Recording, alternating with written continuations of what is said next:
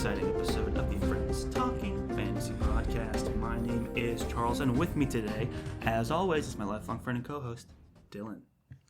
I'm ready to pitch some fantasy at my friend Charles. I am ready to be pitched to, Dylan. As you mentioned, today is the second part of our Friends Pitching Fantasy week right now. We've heard my pitches earlier in the week. You got to hear. Have we ever?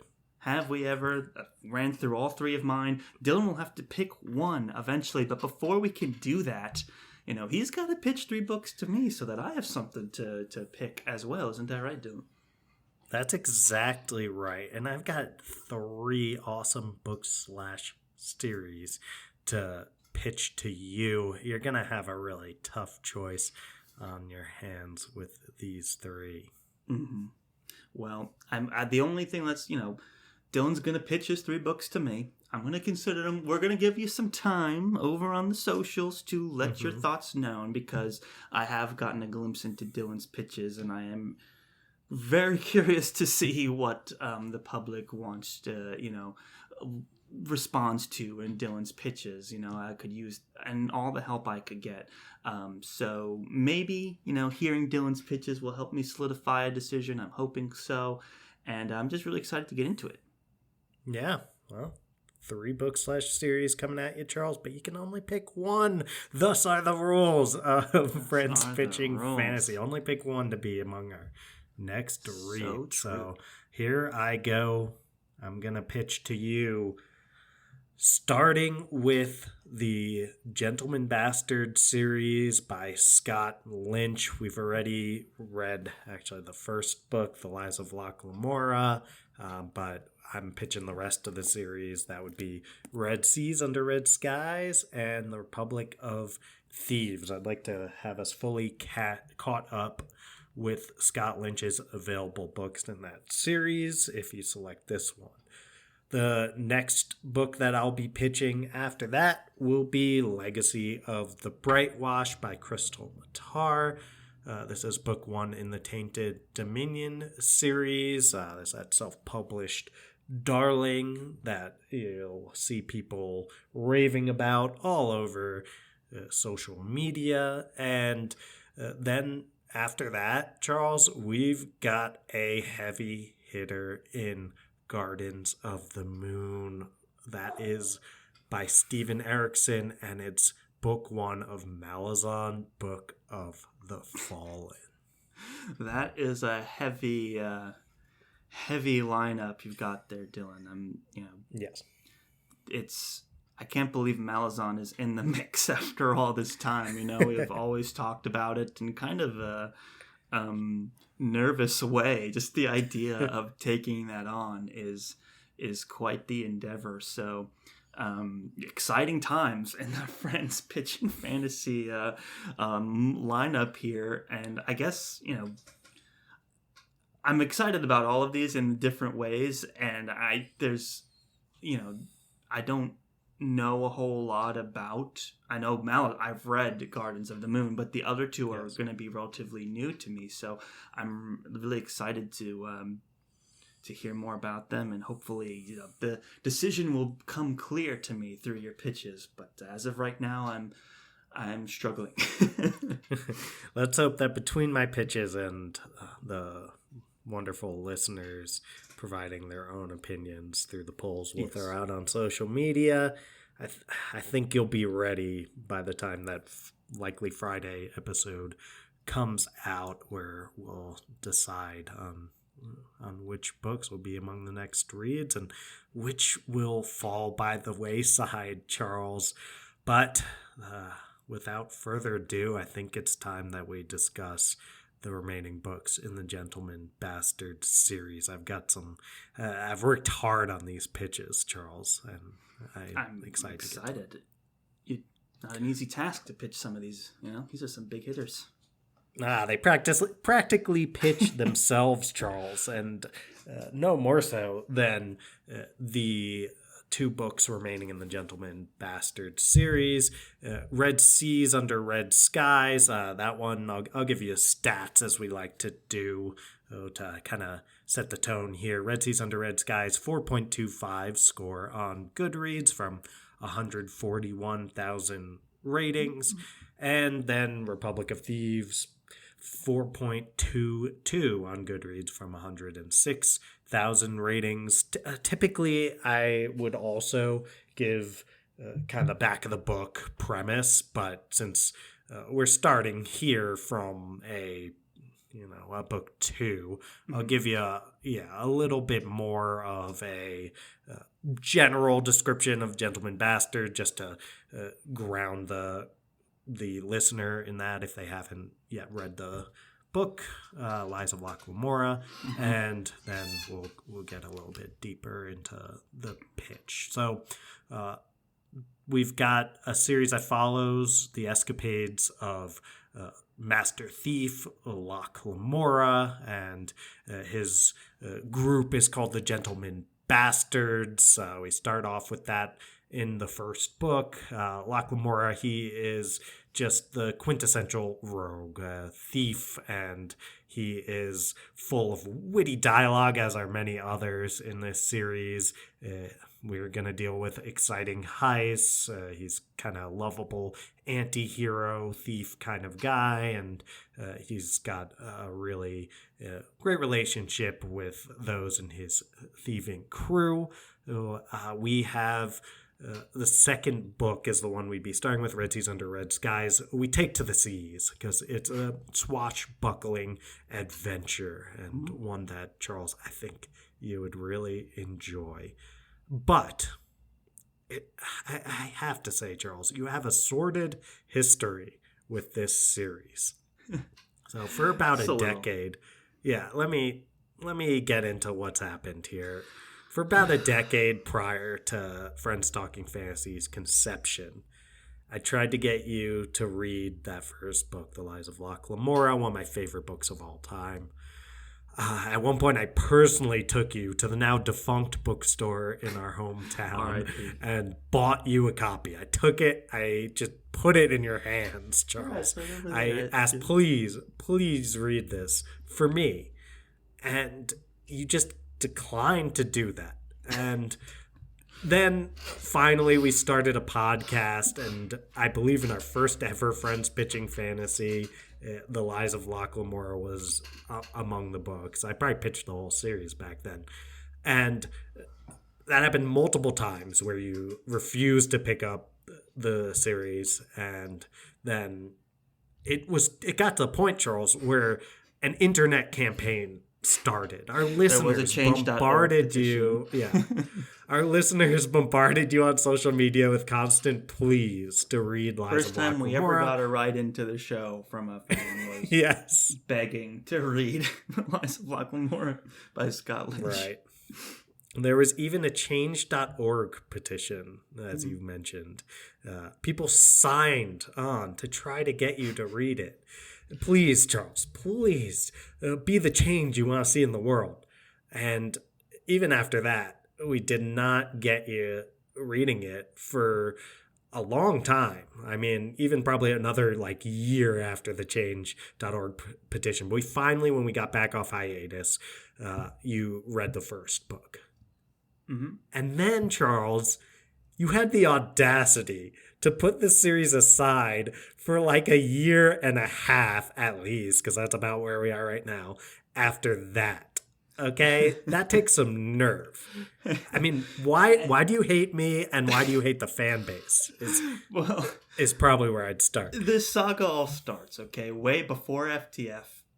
I had this that I now, walk back, but I had this original concept of what's the point of starting a series that's not finished? So I never read Patrick Rothfuss. I never read Scott Lynch, because these were series where it's the next book is promised but will never come. It's been a decade, So I just was what's the point if I'm never going to get an ending?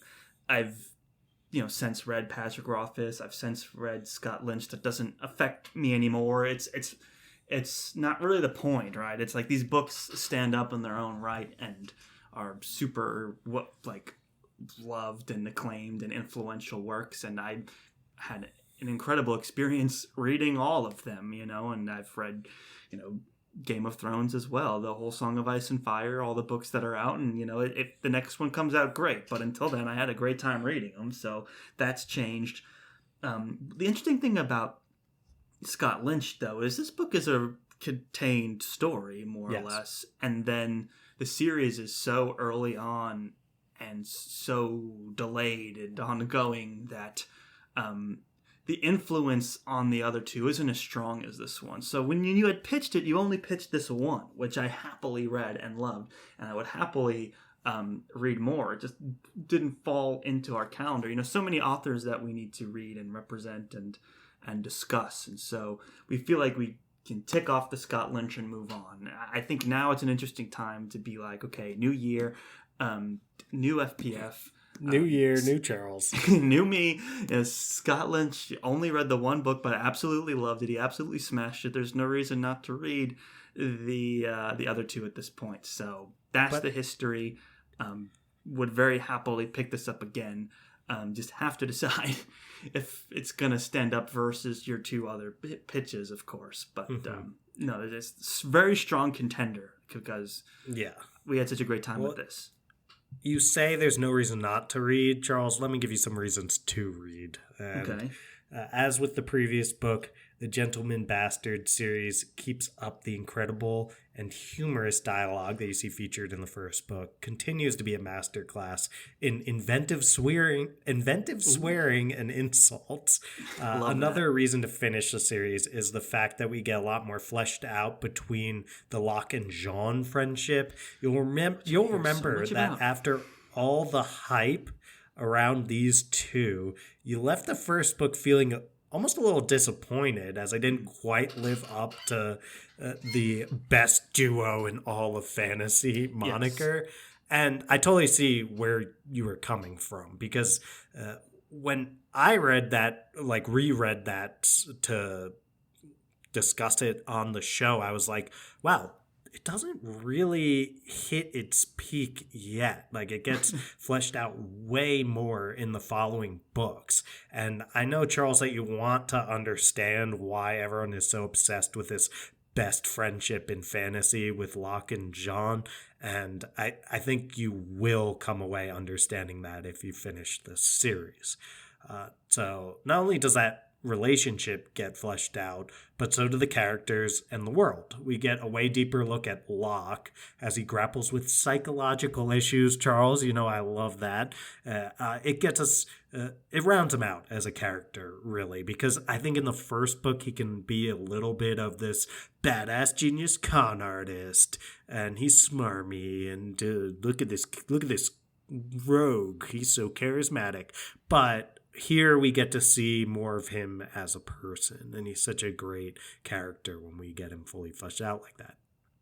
We also get introduced to numerous new characters, totally worth getting to know, including one particular character whose personality, the way they're written, and their relationship with Locke, the public perception around them. This is one of those characters that would be very interesting to discuss with you and get your takes on. And of course, we also get to see new settings. The world's expanded. We're hitting the high seas and beyond. And we get a better understanding of also the high fantasy elements, like the magic, as we keep moving.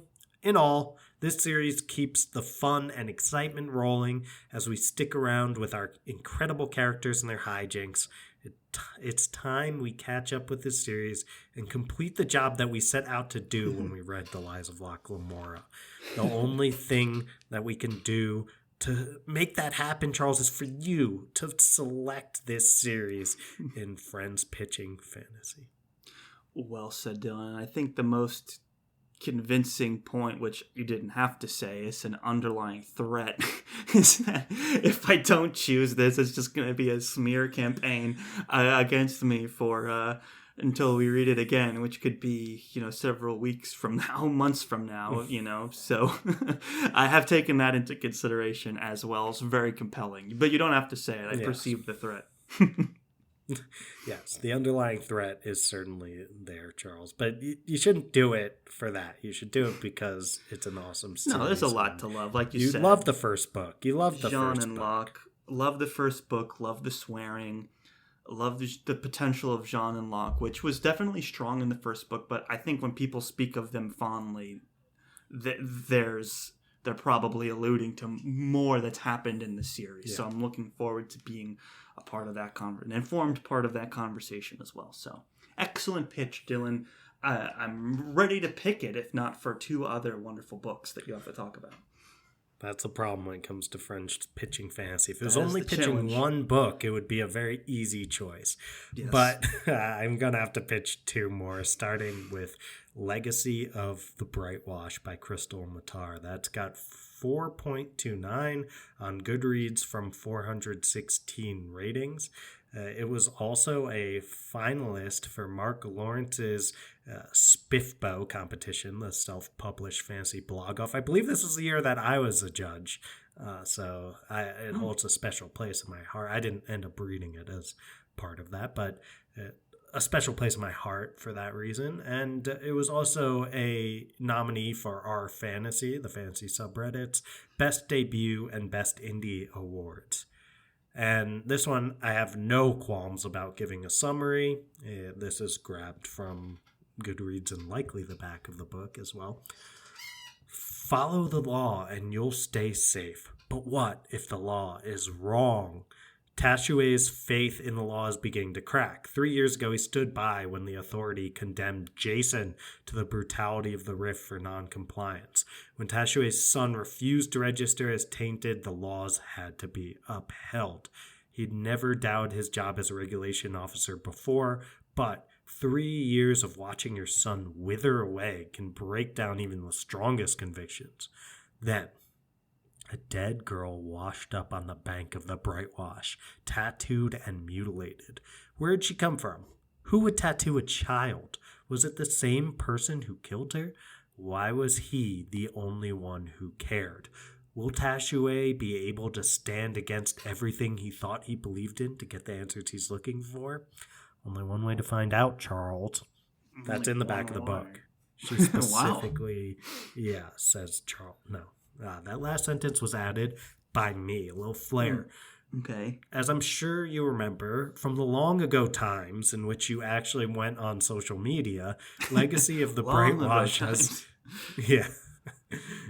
Legacy of the Brightwash has become an indie darling of a book widely beloved by many members in our community. And should be mentioned that Krystle Matar is a total delight, and we've had the pleasure of interacting with her quite a bit on the socials, as they say. Mm-hmm. I haven't yet read this book, though, Charles, unlike the other two book/series I'm pitching.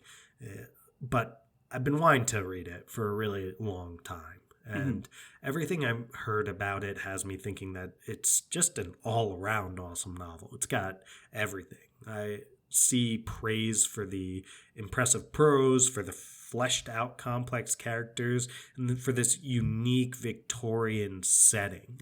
We also have it straddling the line between all of these subgenres in a way that makes it totally unique. You see that kind of praise a lot, right? It's got urban fantasy, it's got some grimdark, it's got some romantasy, it's got what they call gas lamp fantasy, and of course it centers around this mystery that drives the plot.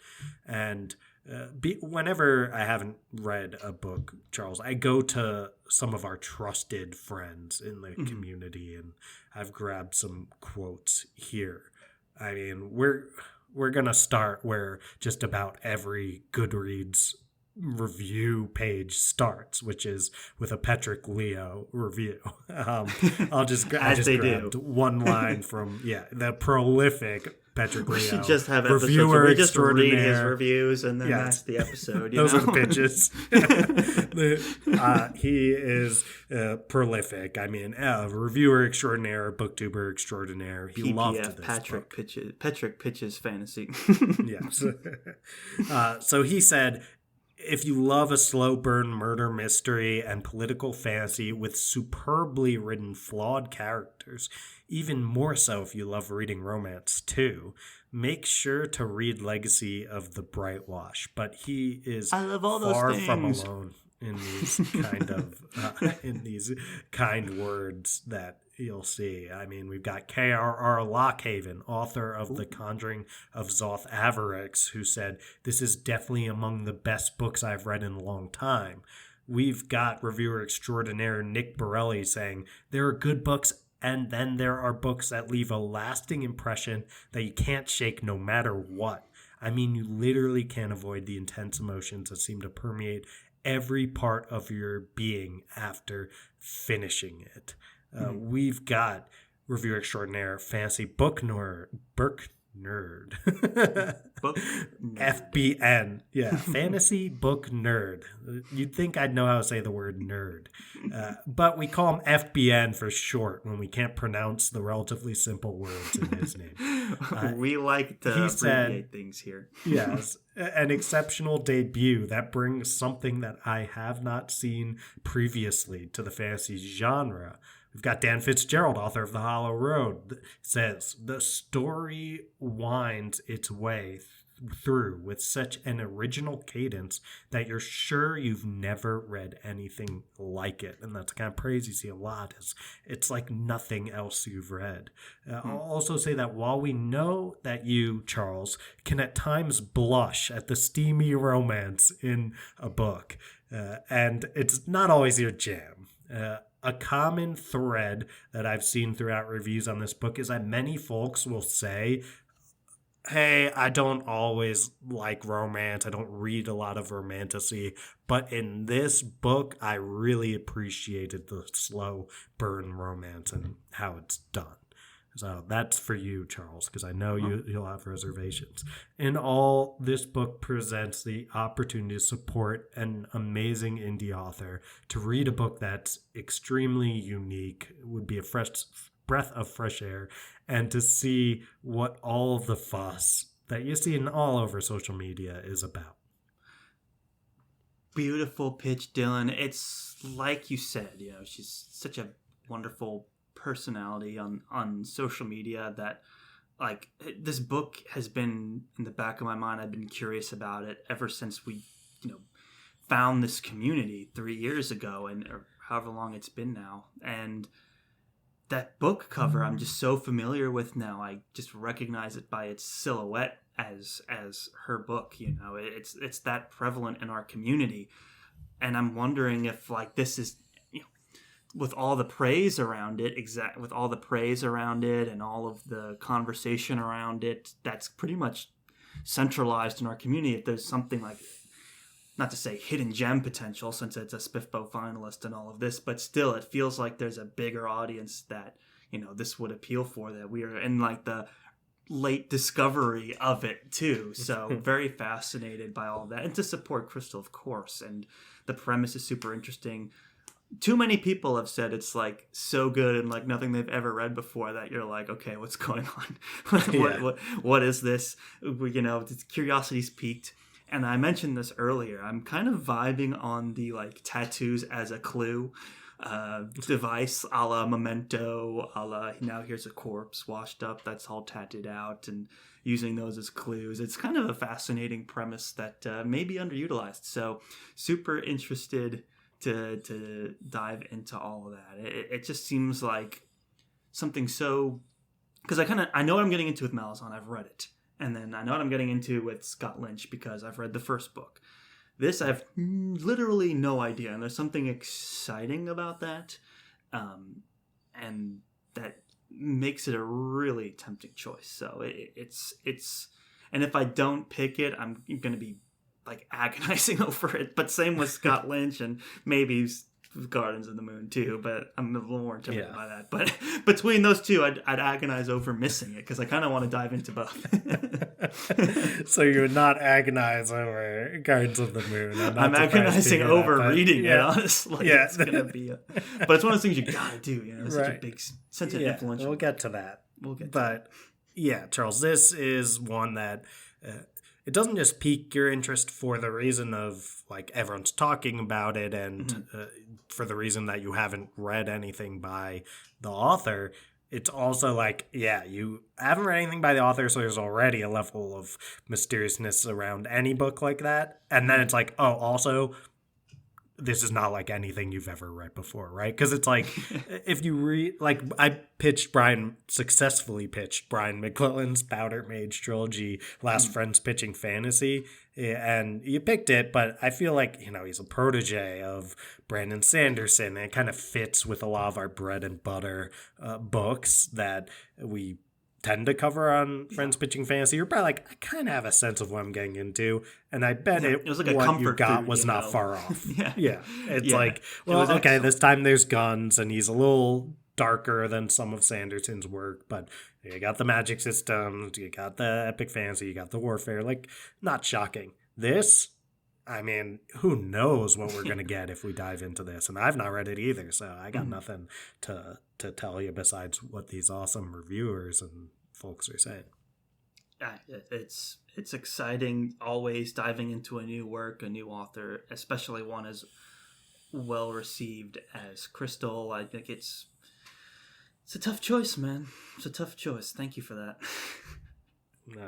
I don't envy you, Charles, having to choose between at least those two books, but Charles, we're going to have to talk about Gardens of the Moon by Steven Erikson, now book 1 of Malazan Book of the Falling. I can just see the apprehension. I'm surprised that you were doing this to me. I didn't see this coming. I wasn't prepared to get in the mindset of potentially reading this series, you know?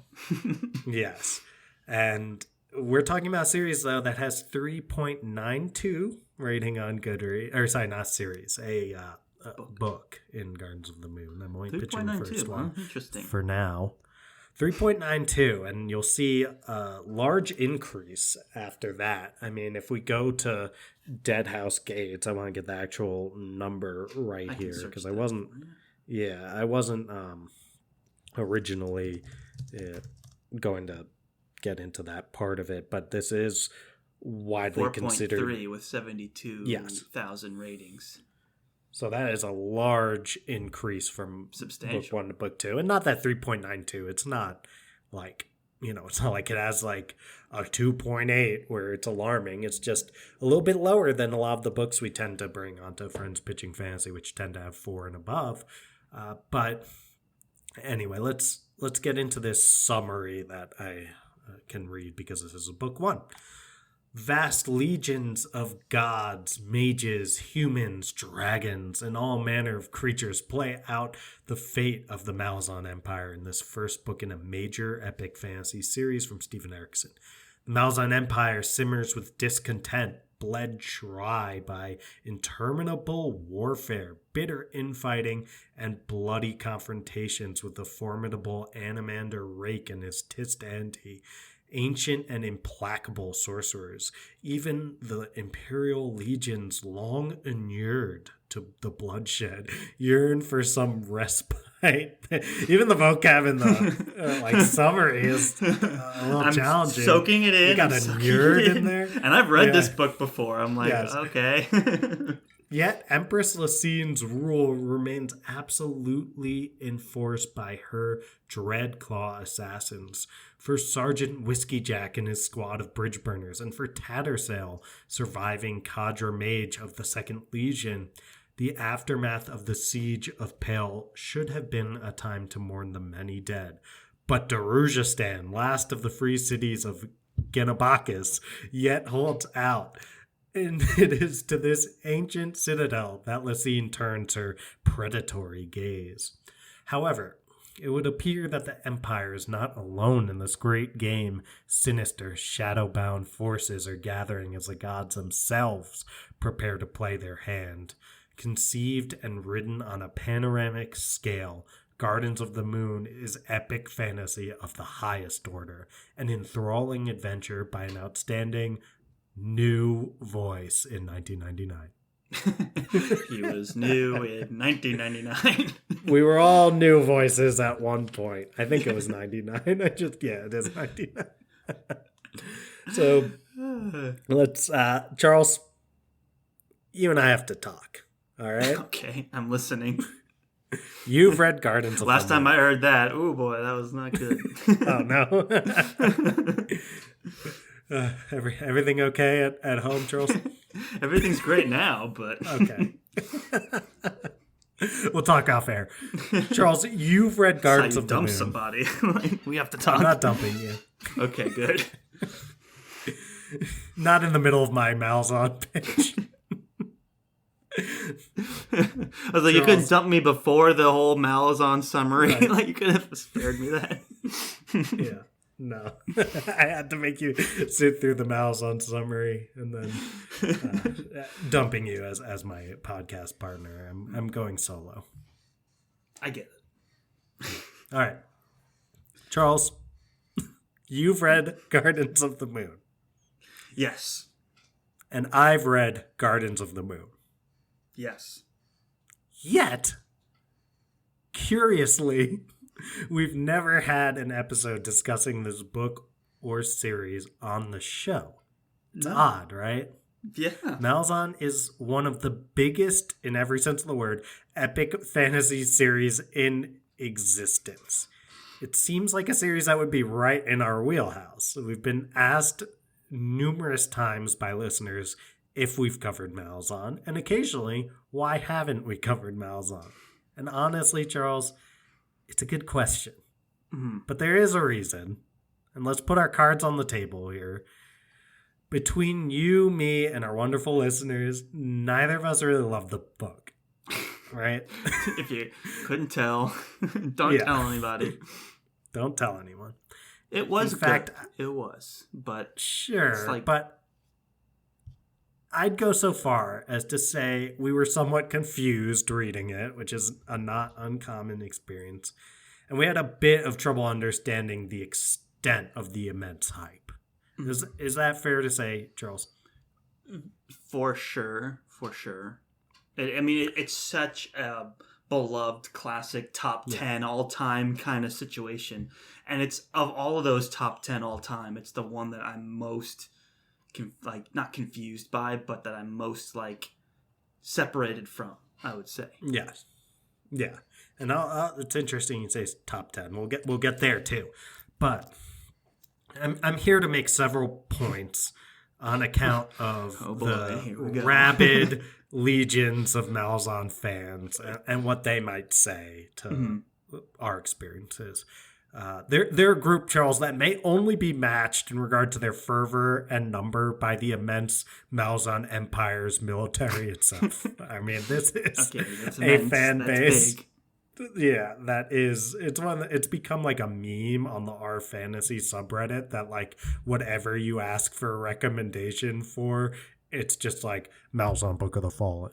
So it's I'm looking for a female author and right, and a cozy fantasy, blah blah. And it's have you tried Malazan Book of the Fallen? Seriously, yeah, there's definitely an element of that. But anyway, Malazan is infamous for being dense and difficult to read. How's this pitch going? This is because you're being thrown right into the thick of things without context. All right, Erikson is trusting you, the reader. But this does change radically upon a reread. People reread this series over and over again because of the incredible increase in understanding that you get by reading it over.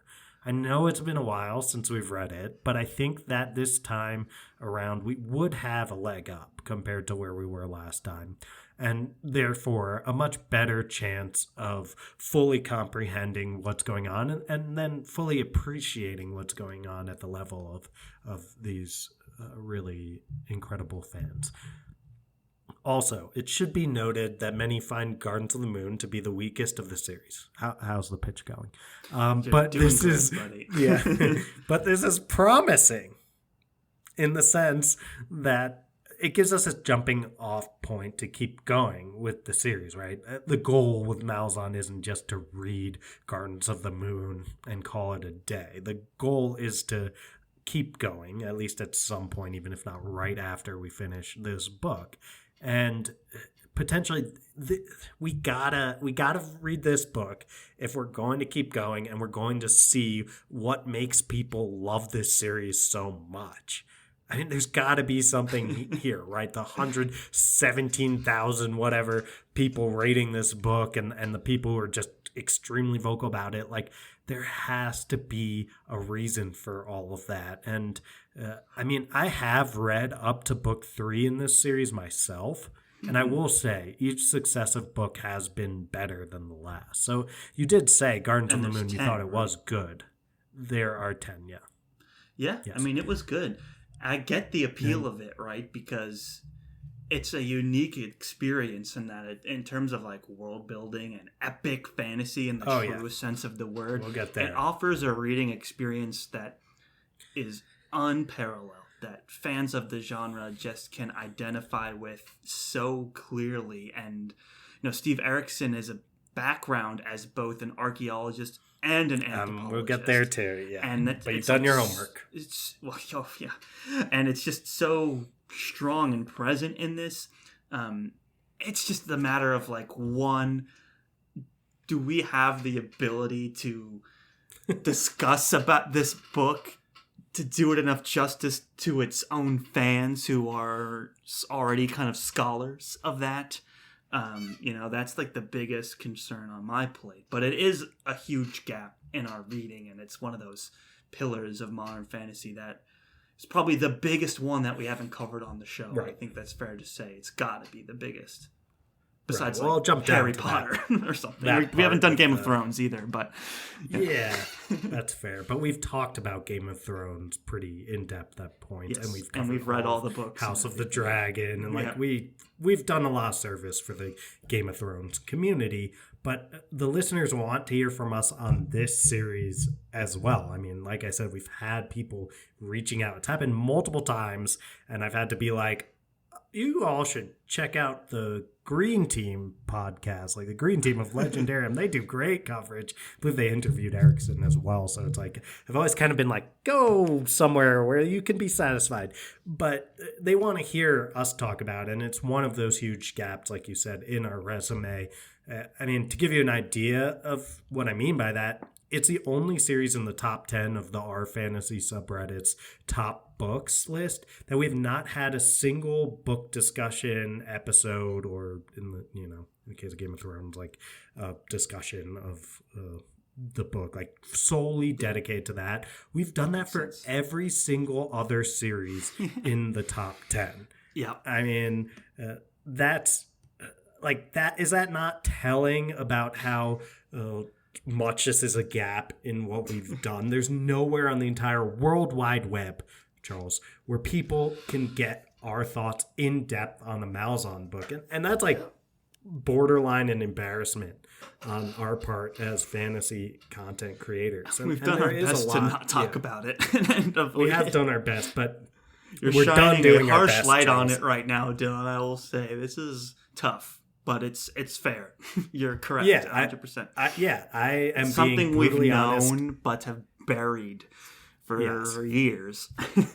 I'm bringing it all to the surface. You and I, Charles, are going to process this together. But we have every right to feel embarrassed about where we are in terms of our Malazan coverage, and I don't blame the listeners if they're feeling anger at us and betrayal, Charles. We haven't betrayed anybody. We've just neglect, I think, is betrayal. Neglect and betrayal. Every episode that isn't Malazan is a betrayal. A deep betrayal to. We've done about 250 betrayals so far. Yeah. Okay. Let me give you a little bit here on Malazan, just pitching what's great about it. Series is as capital E epic as it gets. And I mean, we've got mages, we've got dragons, we've got many other monsters, we've got gods walking the earth, getting involved in what's going on, countless cultures, 33 point of view characters just in this first book, Charles. That's insane. And I know. And we've got that bloody warfare that you love so much. Like, you love intense action and battle scenes. And there's series moments, that, are more willing to go there in a way where it's like huge, magic, powerful forces clashing to explosive effect. There's just not a lot of series as ambitious as Malazan when it comes to that, or when it comes to the world building, right? This is arguably the most expansive world building that you can find in the entire genre. And you mentioned that Steven Erikson is an archaeologist and anthropologist by training. So he knows how to create and present a complex, interesting culture and society. And I think that our ability to come in with some prior knowledge that we didn't have before, it'll allow us to not be so focused on, okay, what is going on here, that we can take a step back and appreciate, oh, wow, this culture he's creating, and it's really interesting. And I think there's just about no one as well equipped as Erikson in the genre to do that, to create those kind of cultures. I do also remember, and you will too, Charles, some intriguing characters in the book. There is Anamanda Rake, the brooding and super powerful son of darkness, leader of the Tistandi, Croup, a seemingly harmless, almost silly man who might be more than meets the eye, and Sergeant Whiskey Jack, a hardened soldier who is one of the leaders of the infamous Bridge Burner soldiers. There's a lot to offer in the way of all of that, in terms of plot and epic battles, in terms of world building, in terms of characters, Charles. The only thing that there's left for you to do is determine whether or not you're brave enough to take on the Malazan Book of the Fallen. That is a fair question. I think one of the I've called it intimidating a few times. It's how do you even frame a discussion around this book in a podcast format? Do you try and do the whole book in one episode? Do you split it by chapters? Do you split it by ideas? What the heck is the approach to that, and we have to reread it to really determine that. We'll always find a way, but it's one of those things that's always been a little bit harder to swallow, and so easy to get plot points wrong in this one, just to be wrong. And the people that are listening to it, most of them are going to be fans that know a lot about the series, so it's just that other level of, I don't want to be factually incorrect or unsure throughout the discussion. So trying to find that sweet spot where we can talk about it in a way that's entertaining to fans of the book is a little bit of a challenge. One I'm not necessarily against, one I'm open to, but yeah, it's a tough one. But like you said, it can't, at some point it just cannot be ignored any longer. It's too big, so it's just a matter of is now the time, is how I feel about it. Yeah, I mean, to your first point, there's no reason or draw from us to present ourselves as Malazan experts or scholars or what have you. It's just not our main series. We haven't finished it, and that's not who we are. You can find people like that. You can find podcasts solely dedicated to Malazan Book of the Fallen, but we do bring this more generalist fantasy fan approach to it, and a willingness to I think be I don't want to say objective, because it's entirely not objective, but to be willing to say hey, here's just some people who are big fans of fantasy coming into this just huge, trying to dense series, just trying to what's going on here? How do we react to it? Was it do well? What wasn't done as well? I think there's room for that, as well as the Malazan expert folks analyzing every single bit of it. And you also make a point about the gap in our catalog here. I mentioned in your Friends Pitching Fantasy episode that it's you can think of a person stumbling upon our podcast and scrolling through the feed.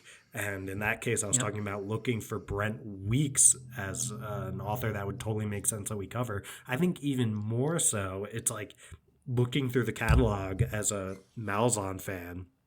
And I imagine them gripping the phone really tight and scrolling with a fervor unmatched by any other fan Getting base. more and more panicked as they scroll, not seeing it. Right. Yeah, I'm sure. Well, I guess it must be one of their first episodes then. That's why I haven't stumbled upon it yet. That's fair. Well, we want to serve those people as well because we're a fantasy podcast and we're here to help the fantasy fans get the kind of discussion that they're looking for. Well said, Dylan, and it's a great way to kind of cap this whole conversation. It's really up to what people want at the end of the day. I'm super interested. I wonder if people will, the Malazan fans will show up for this one. I feel like there's really strong potential for them to sweep the polls that we'll put up to kind of go along with this episode between all three of these. You got some strong contenders here, so I'll be curious to see, like, we've carved such a specific niche that Krystle could take it. That's what's always interesting. Like, there's like so many different things that can happen. Scott Lynch is super influential and popular across the whole genre. So Steve Erikson, and he's got a pretty rabid fan base too online. So it's interesting to see. Like, I have no idea how the poll's gonna go for this one. Like, I don't know if Malazan will take it, and if it does, I'll have to answer to that. You're putting me in a very not good position. Charles just admitting he doesn't want to pick this book, but that if you come out in legions, I'm tempted to pick it, but it's not because I really want to read it. It's just something that we ultimately should do, and I think it's interesting, and it's certainly an influential work. It's kind of funny. We both kind of unintentionally did we pitched the same kind of book. So it's like the second in a series we've already read, something totally new, and then something like totally classic. It's just like that. It's just like all over the place. So, but we kind of somehow managed to stay energetically aligned on that one. But it's open to, it's like, which vein do we go down? There's opportunity, like, between both of our pitches to have quite the exciting lineup coming up on the Friends Talking Fantasy podcast. And before we can read any of these, pick any of these, we need to have our final part to FPF, right, Dylan? Yeah, I mean, that final part is preceded by all of you coming onto social media. You can find us at the FTF Podcast 1 on Twitter, at the FTF Podcast on Instagram, and voting for which book you want us to read. And then, there's that final part likely coming out on a Friday where we will discuss the results of the poll, which books we are picking, why we're picking those books, and, of course, the audio only. But wait, sorry, I forgot. We have some video content coming. We've got video content now. Hopefully, we haven't made it as of this recording, but we have big plans. Yes, the formerly audio only coin toss to decide the order of the two books that we pick may now be a thing you can access the video of. I know, the much awaited debut of the coin toss in video content. That's what the people want, Charles, almost as bad as they want you to pick Gardens of the Moon. Well said, Dylan. And all we have to do now is wait and see, and in the meantime, play that sweet, sweet outro music. What do you say? Let's get that sweet, sweet outro music pumping, Charles. All right, here we go. I jumped the gun a little bit. I was excited. You did, yeah. He's like, I want to stop talking about Malazan. Get me out of here. Seriously, let's bring this in for a landing. Thank you all so much for listening to yet another very exciting episode of the Friends Talking Fantasy podcast. If you like what you heard today, if you want us to read any of the books that we've pitched these past couple episodes, you got to do that over on the socials. That's at the FTF Podcast on Instagram, on TikTok, I think on YouTube as well. We still have to look up what our handle is there. And then the FTF Podcast with the number 1 at the end over on Twitter. Now, Dylan, if they like what they heard today, they've made their voice heard for our FPF, and they want to support the show even more, what can they do? toss 5 stars to our podcast, which you can do over on Spotify by clicking About on our podcast feed and then clicking the little area where you can rate. It's super confusing. Doesn't make a lot of sense to me. I'll stop complaining.